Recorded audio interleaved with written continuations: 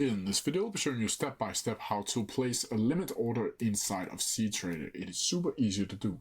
So the first thing you need to do is open up cTrader like you usually would, either inside of your favorite browser or inside of the app over here. From here, it should look something like this. And now from here, you'll need to go up to the right hand corner and click place new order. You can also click F9 on your keyboard to get this page up right here. Once you're in here, you'll need to scroll down over to market order, and right underneath, there should be something called limit order. Once you click on that, it should look something like this. And now from here, you'll need to go up to the symbol and then change the specific symbol that you want to trade. You can either add Euro USD, gold, or any of these other ones that cTrader supports. So let's choose gold for now. Once you're in here, you'll simply need to click either buy or sell, and then add the quantity of the price that you want to buy, or how many lots you want to buy. You can add an expiry if you want to do that. You can add a stop loss or a take profit. And you can also down here add a comment if you want to do that. From here, you will simply need to click place order. And then as you can see here, order placed, and either you can modify the order or you can place a new order.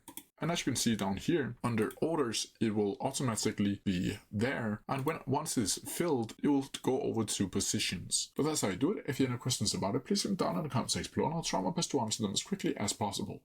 See ya!